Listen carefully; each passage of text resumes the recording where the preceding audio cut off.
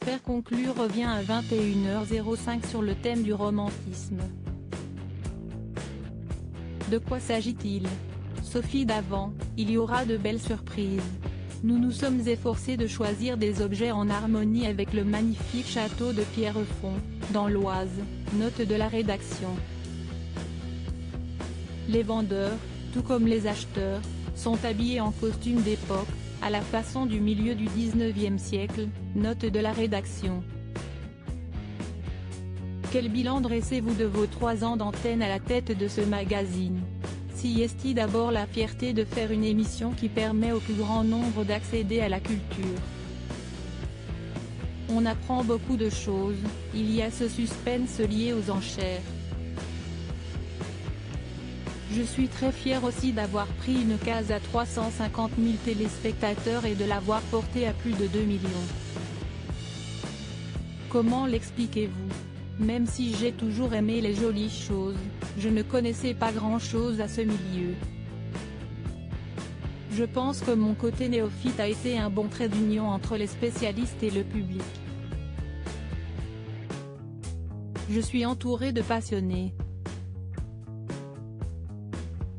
Que ce soit les commissaires-priseurs ou les acheteurs, ils sont drôles, intéressants et parfois iconoclastes. Voire ingérables. Certains aiment juste l'émission en restant des marchands, d'autres sont ivres de leur nouvelle popularité. Le problème, si est-il de se croire indispensable alors qu'un fait personne ne l'est, moi la première. Si on n'est pas convaincu, on se perd. Vous chinez le week-end? Si est-il vrai que j'ai appris à repérer les belles pièces. D'ailleurs, je ne résiste pas toujours à la tentation. J'ai même craqué pour un palmier en laiton de la maison Janssen. Il faut dire qu'on vous apporte des merveilles. Au départ, on a bien galéré pour trouver des objets. Aujourd'hui, on nous propose des œuvres d'art. Des bronzes incroyables, des luminaires. Il y a aussi des gens qui se séparent d'objets pour boucler leur fin de mois. Cette émission, si est-il le miroir de la France. Sur les réseaux sociaux, vous êtes autant adulé que détesté. Être une jolie blonde, ça aide ou ça complique les choses?